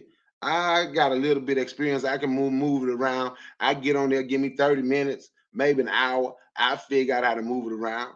Who can drive the excavator? Who can drive the roller to tighten up the ground or the asphalt when we put all that down? All this stuff is needed. All this stuff is needed. And there's also part of the transportation industry because you get paid extra when you're putting that stuff on them trailers and you got oversized loads. So you got to know how to do it. I'm telling you, this transportation industry, what Blue is doing with her temp service, and what we talked about, me, Blue, and Forecast, and I mentioned it to MG2 a long time ago because I used to ask him about it. Investment group that we're creating. I'm telling you, we gonna make moves, and that's what Team Black is about. Man, I thank you for letting me come on your panel, Forecast, and it was a blessing to be on here with Blue, and good seeing my good brother and hearing my good brother MG2 and interacting with the chat. I thank y'all. Hey, Bakari, hey, before you go, because I want if y'all want to, Blue or MG2, that just to add it on too, like because I started the show, it grew into the business thing because we was talking about like the mandate soon that everybody gonna have to either get tested or they gonna have to get the shot or they won't be working. So that's what it led to the job opportunity. If you want to speak on that, because like nobody if you want to, you Blue and Well, I'm MG, gonna say if that I want to add that in on. you won't have to get a shot to work at to work at you call we haul. Matter of fact, none of these trucking industries, none of these grading companies or paving companies, man, none of them is telling nobody you have to take the vaccine. They offer the vaccine if you want it. If you don't want the vaccine, don't care, go go to work. None of these the transport because they're so short, and that's another reason a good time for us to get in it. And I know I'm just beating this steady talking about it, but this has been on my mind for years now. But that's what, because they're so short, there's a lot of things that other industries are doing that the transportation industry is not going to do, especially with trucking, mainly the big trucks, rigs and dump trucks. They ain't asking nobody to get no damn vax. I'm sorry, I wasn't supposed to say that on YouTube. My bad. They ain't asking nobody to get the needle. Nobody, because they want you at work, because they're extremely short. Now I passed the mic. All right, yeah, and you can say whatever because what you say, whitelisted. We've been whitelisted already, my brother. But oh yeah, Blue, you can go ahead, say everything you want to say, and Yeah, I'm gonna start just with that, with the whole getting poked. I feel like it's not enough talk about the mental impact of it.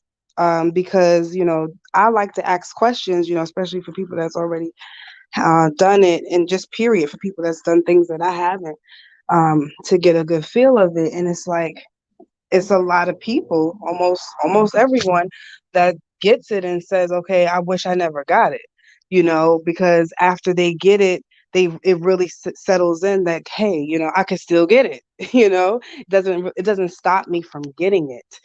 And then it's just no concrete about this potion that they shooting out. It just doesn't make sense to me, as an adult coming from another adult about a situation. Forget the fact that this is, government, this is doctors, and it just doesn't strip them down of that. It's not making sense to me, the information that we're getting, so that's why I'm on the fence about it. I know that that's a decision that's gonna have to be made, and I think it's boiling down to the states and how each state is going to go about it now that the election is just passed. Dang, I didn't even get to see who won, I believe, for our city. But the guy who I believe who won, he actually, his view on it was if the person doesn't want to get vaccinated, they don't have to. I'm not going to make it a law. So I believe it's going to boil down to the states and areas as far as what's going to actually be required. But yeah, it's still it's confusing to me. It doesn't make sense. So that's why I'm just like, what should I do? Um, it is a tough situation. But about business, when you pointed out about land and having to get it surveyed and knowing, the grade of soil on there, um, and this goes for almost anything that you're going for that's different, that you either don't know anyone that has done or anyone that you can call on the acts that and you have to reach out to a stranger. That's what's intimidating about it. But failure, you can't be scared of failure. It's a part of life. It's a part of learning. It's how you get your feet wet. It's experience. Everything that you've done, so far, you didn't know before you did it. You learned it. And you made some mistakes along the way, you know? And as you make mistakes in something, especially a new field, it kind of puts um, your antennas up, to say, okay, before I make this decision, let me actually check on this because I know I did this mistake before. So when I got my first piece of land, I made the silliest mistake. I got it cleared, and I didn't realize that I would have to put something down so the stuff won't grow back. Now, as simple as that mistake is, unfortunately, I know no one else that has their own land. You know what I mean? I know people that have houses, those things are maintained. But to get raw land and not be aware of something that simple, I don't feel stupid for not knowing it, but it just put my antennas up because now I know, like, hey, I would never get it cleared, until after winter because I know that the trees and everything is going to be brittle and it'll be easy enough to cut down. It's the small things like that.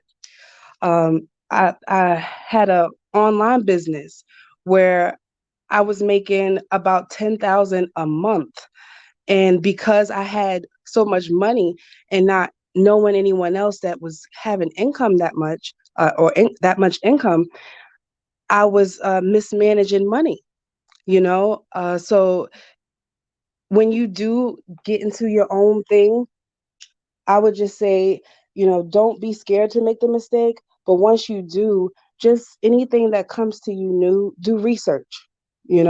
Take a pause. I've never been in this situation. I want to make the best decision for myself. Let me do some research first. And that way you can put your best foot moving forward. And that's why I say I have a lot of experience in doing things and trying things. And it's nothing is ever really that hard. Don't make it tougher than what it is. The first thing is to actually do it. And um what else did I want to point out? Yeah, and now it's definitely time for action.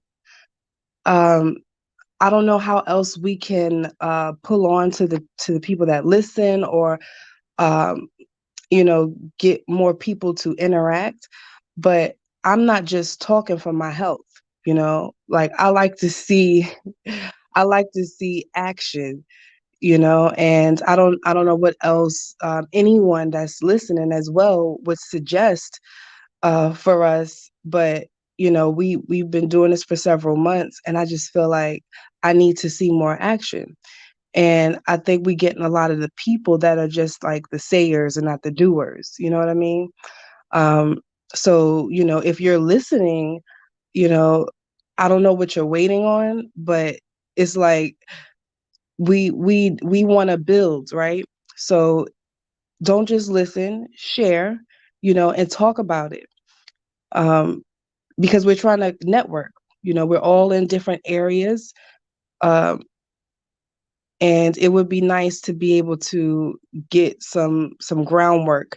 And I think if the logistics is, having and knowing, and me knowing as well. I think maybe that could be one of the, first pledges to be working on, since there's more people already working in it and wanting to do it.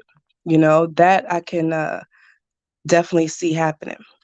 But I'm gonna go ahead and say good night to everybody. Hope y'all have a good night. And don't forget to stay focused. Just know when you need what you need. Whether you need to laugh, read something, feed your brain, and always stay on top of your kids. They are the future. All right, peace and love, and peace out to all y'all too in the chat. I love listening and talking with y'all. Hey, Yeah. MG2, let me say this right quick before you go. Blue, if you still listening, and anybody else that bought some land, if Blue, you might know it, and anybody else got, look, I learned this from this black lady who had a whole lot of land. Don't ever pay nobody to cut down the trees in your yard. You know why? Why? Companies will pay you to cut down your trees. To take the wood. Yes. Don't ever, if you got land, I if kept you the got wood. land and trees, this lady, she had about 100 acres. And she was Wow. like, whenever I need some money and I don't want to take money out of my account, That's a good idea too, though. she said, I just sell some trees. Let them come cut Mm-hmm. it. She said, look at the trees they cutting. Man, this $3,000. I just need, I ain't want to go in my account. So I'm selling this amount of trees for $3,000. So I just wanted to say that now, MG2, I just wanted to tell her that because she was talking about she had got a land cleared. Yes. Thank you. Man, I learned something something new every time I listen to you, brother Bakari. Every time, that is brilliant. I'm sitting here going, "Yep." There's so much that can be done. I got to thank you guys for letting me chime in on this because Blue has said everything that we as traders need to hear, especially when markets are going as crazy as they've been. Everything Blue said, I was thinking about all the stuff that happened this week because it's been a crazy week, and it reminded me when she was saying, of just being a doer. There was a statement of a death row inmate, and I think it was Gary Gilmore who got. I think it was him who got over in Utah that got killed by a firing squad back in. I remember the day it happened back. I think it was like late '70s, and it was the first time I had ever heard of them having a firing squad. And I think they stopped using it since. I think they brought it back like last year, but I think it was him who said that Nike used the phrase, where Nike got this phrase, just do it. Because I think that was his last words when they were, and he was getting fed up. I think it was him. It was one of the death row inmates who was getting fed up at the fact they were taking too long. And he said, just do it. And Nike was like, oh, we need to use that. And that kind of reminded me of what Blue was saying is we need doers. Just do it. It doesn't matter. Just do it. And when she was talking about something, not being afraid to fail, that is one of the most pivotal things in terms of investment and trading and whatnot, because it's a very mind-oriented business. Okay, it's like boxing or any other sport.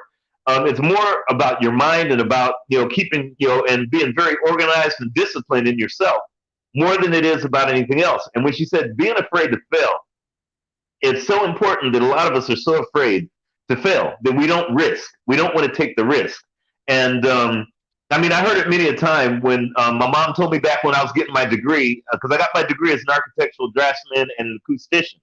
And she was like, I know you want to do music and you're out there doing that, but get something that you can fall back on. And it reminded me, I think it was either Chris Rock's mother or no, it's probably, I think it was Eddie Murphy or his aunt or somebody said, no, to not do it, because if you have that safety net, then you're going to rely on that safety net. You're not going to take the risk to be the comedian you want to be. And it kind of reminded me of that, when Blue was talking about just do it. It just, don't be afraid to fail. And it reminded me of this guy I used to know real well. I had written a bunch of stuff for him, the music that I could write, because I've been writing for years. I've been writing, it doesn't matter whether it's symphony music or hip hop beat, it doesn't matter. Country, you name it. Well, I was doing these tunes. They were like Frank Sinatra and stuff like that. So I was orchestrating it, writing it for this one guy who he owned the biggest yacht in Southern California. And he came to me because he wanted to be the next Frank Sinatra, or at least in his mind. Now, he's since passed away, but he used to come over to me, and he wrote this book called Failure Your Way to Success. And never forget him. I had known him. Matter of fact, the first time I ever drove a Jaguar was his Jaguar. He kept coming to me saying, you're like a son to me. I'm gonna let you drive this Jaguar. And I was like, okay, whatever, you know. And I'm driving up and down Ventura Boulevard, from session to session, doing my studio thing in his Jaguar, just because I was producing him in the studio. But he would always tell me, and it reminded me of his book and the things he had the stuff he had gone through. He went from being literally penniless to being a millionaire. Went back to being penniless, living in his apartment. Went to being a millionaire. That's when he, I think, the third time he was a millionaire and multimillionaire was when we were working quite a bit together. And I remember because one of my friends got married on his yacht. He was the biggest yacht in Southern Cal over there, over in Long Beach.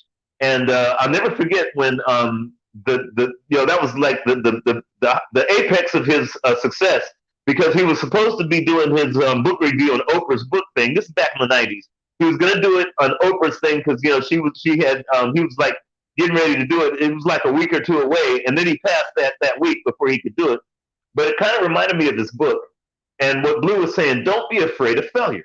Don't be afraid to that things are, just take that risk. If you really are passionate, as she was saying, learn about it, and as Brother Bakari was saying, bring those skills into it, and don't be afraid to go out and do something that might be groundbreaking, whether it's logistics, whether it's, baking and doing food, whatever it is, food delivery, it doesn't matter. Don't be afraid to go ahead and say, look, I'm going to go out there and if I have to risk it, I'm going all in.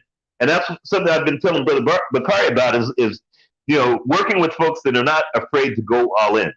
We're in a situation when you talked about the needle and the Fauci and folks putting the needle in your arm.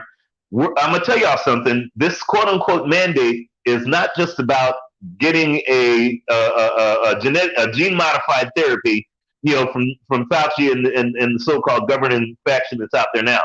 This is for future mandates. Okay, when I say future mandates, once they pass this to where you won't be able to go into a supermarket, you won't be able to get a job, you won't have a dentist office, it'll start here with getting a needle in your arm, but they're pushing the needle for other types of things. It's like a pimp, and a pimp announces the game. So a lot of folks are thinking, okay, once this thing is over with and everybody's got their, that Bill Gates put that needle in their arm, we can get back to so-called normal. They don't end it there. So it'll start there, but then it'll be like, well, if you don't have this, then you can't get this, you can't work here, or if you don't think this way, or if your politics are this way, or or if you're of this ethnicity, we're going to have to let these guys have it before you. I mean, anytime somebody just kind of like a pimp, he just starts, pimp will just warm you up, and it just just announcing the game a little bit. But the folks that are unwittingly and don't know about it, they'll go in, head first. Next thing they know, they're running tricks. It's no different than what they're doing with this medical situation or this quote unquote virus situation right now. This is just the beginning. So it's more important, as Blue was saying, not to be afraid to take those risks, because right now you're going to have to be more than likely inclined to having something else to do. Because if you might have fallen for this first mandate, but the next one you might not be able to do.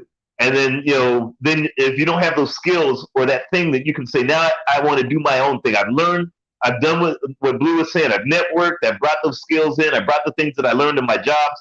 If you don't have that foundation, the next mandate that they have, and believe me, it's coming. It might not be a needle, but it's going to be something else. Now that they've passed this, without a doubt, a lot of folks not getting jobs and not getting things. That's just a precursor to what's happening next. So, it's very important to bring whatever skills you can or whatever you've learned at the job site. That's where I learned all my trading skills. The guys that I learned from are, multimillionaires, 10 times over. And those are the ones who taught me all about markets, trading, and investment, and everything else. But they were working on the tours. One guy, for instance, and I think I brought this story up. We were doing a gig at New Year's. It was the very last New Year's that Dick Clark ever did. And I was, the headlining artist on that gig. And I had known this guy I had known him since the days back in the Michael Bolton, because Michael Bolton toured with us at one time. This is back in the 90s. But I had known this guy, rock and roller, white boy, you know, he looked like something you would see off of like a heavy metal, you know, that kind of vibe. He would always get on the bus. We'd sit on the front of the bus, and every day he was telling, I'd see him watching stock charts and watching CNBC and everything else, and he would just laugh at me, going, "Yeah, yeah, yeah. I'm just, you know, I'm just buying things that everybody needs to buy in the morning." And he would tell me all these little things, you know, just little things that I'd be listening like, something's up with this dude. Well, it turns out, 2012, which was like 20 years after I'd met him, we were doing that gig over there in New York. It was the Dick Clark thing, you know, that he did every year. I'm sitting here and he was limping, and he turned to me and he says, "Yeah, you know," I said, "Hey man, I ain't seen you in years. You know, I hadn't seen him since we did a gig over in Baltimore in 2001 or 2000. No, it was 2002. So I hadn't seen him literally. I mean, I saw him briefly there, but I hadn't seen him or talked to him in like 20 years. You know, in extensive conversation. So we're sitting there talking, and I'm like, "Yeah, man, I know you're probably like Bill Gates right now." I was just teasing him in terms of his wealth. And he turned to me and he says, "Well, you know, things have been, you know, since you saw me, things have been better." And I said, "But I've been learning all those things he taught me." Again, he was not in the finance world. He was an audio engineer. But when I saw him in 2012, he turned to me and he says, "You see everything here, and keep in mind this is Times Square. So you know whatever's going on in Times Square, it's going to cost a lot of money." He turned to me and he says, everything you see here, I contracted it. Literally, it's all mine." And I said, "Wow, okay, so you went from an engineer that was working for somebody to now all of this this artist is working on. This is all because of you." He's like, "Yeah." He told me, he says, "Every time I take one step, when I get up in the morning and I take one step and I put my foot on the ground, every step I make over $125 for every step that I take every day." He says, I net 40 grand a day on a regular day. I said, "Yeah, so you moved a lot since you were doing audio engineering." He's, you know, we you know, just chopped it up and just was laughing about it. But it kind of reminded me, here's somebody who, you know, again, he was basically, you know, he was learning the financing skill, but he was at his job site doing something else because that was just his job. But he used that skill, and that's what he, you know, again, he had taught me a lot of stuff back then. So it just kind of, you know, a lot of what Blue was saying reminds me of a lot of stuff that I saw coming out of the 90s. I mean, I could tell you a lot of success stories like that of folks that, you know, that brought other types of industries into the job. And you're thinking this guy's on a gig, you know, he's on a tour doing this, that, and the other. Next thing you know, these folks own a silver mine or something like that, and they're like, "Yeah, man, you know, this is what I was learning. I was learning this from somebody that was on the tour that I was learning whatever." And next thing you know, they're like, "Wow, you know, I didn't know that guy did that." But anyways, I have to thank you guys tremendously, Brother Forecast, Sister Blue, and my brother Bakari. Always learning from you. I want to just say peace to everyone, and, you know, again, like Blue said, please just don't be afraid to take risks, because pretty soon you'll have to. On that note, Hotep, you guys. Lovely. Let me just add in like 2 minutes really quick from what he was saying with taking the risk. It's like when you sit there and think, like, who do you believe in the most? Do you believe in your job? No, you talk mess about your job. Do you believe in your family members? You feel like, okay, they might, you know, not do this or do that. You believe in yourself the most. So invest in yourself, back yourself up with whatever you have. And believe in yourself, you know, and take the chance to do whatever it is you want to do. You may fail, but guess what? You're going to learn something. And then that's one thing that can't be taken from you is the knowledge that you learned while you tried that. So that way, you know, a better way or a better route to move because you tried. And if you don't have money to start a business right now, offer a service. Offering a service does not cost much to start instead of having a business. So if you're looking to get into business, I would say, you know, you could start with offering the service portion of your business or service period. And you know, with the vaccine again, and yes, it definitely is calling for other mandates on whatever they want at that point. They are saying, you know, I think they said August alone, you know, over 4 million people quit their jobs. And the year before that, millions of people quit their jobs. So all these people that quit their jobs, the companies are only hiring people that are vaccinated. So it is going to put everyone in a tough situation if you're not working on doing something right now. So whatever position you're in right now, you can make changes.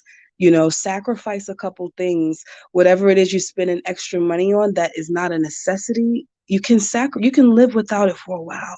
Okay, rearrange and prioritize, and that's all I wanted to add in. All right, yeah, thank you, Blue. I appreciate it. And MG2 and Bakari, y'all could tell these some wise people here. You know what I'm saying? I think all of y'all for coming on, is y'all said it all, and I appreciate y'all keeping it real and like the way y'all keep it. And I'll say this just to close, because like I was saying about the mandates, like if you have a job, it's coming to where you are.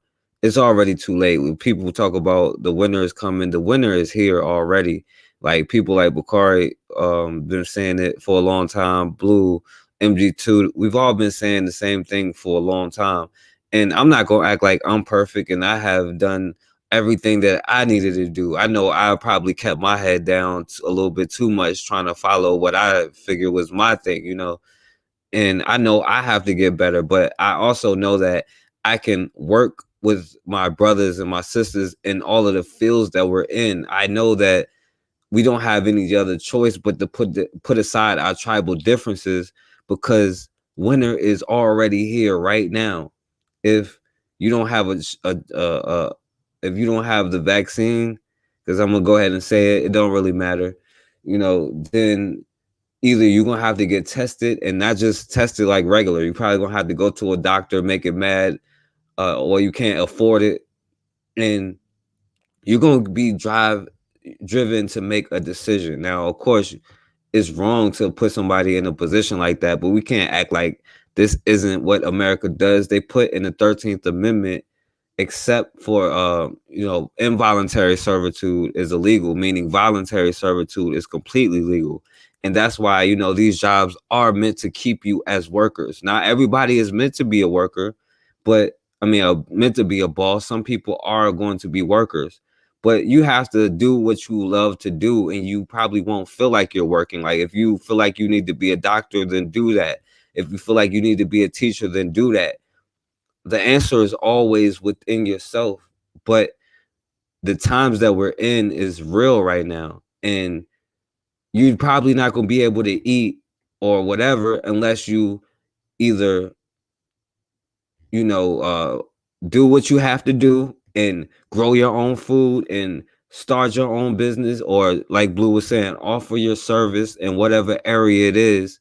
But we aren't going anywhere if we don't work together and bring what we build together, because the enemy is going to work together. They may argue like Democrats and Republicans, and we take it on and we fight each other more than they do, but at the end of the day, they're working towards the same goal.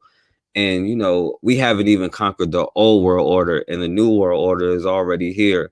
You know what I'm saying? Like I mentioned about the labor unions, they were unable to compete with you for jobs. It's not about any of that kind of stuff, but they put aside their differences to make sure that they were hired over you so that you wouldn't have the job opportunities. Now, I'm not saying be mad at them. I'm saying learn from them. Learn to create your own quote unquote sort of a union thing. It don't have to be that, but us working together is sort of like that. We just have to find ways to not make it so spooky. You know what I'm saying? But like I said, man, I appreciate all of y'all for coming on here. Bakari, I much respect my brother Blue. That's my sister right there. MG2, man, a wise brother. Make sure y'all subscribe to their channels and listen to what they have to say.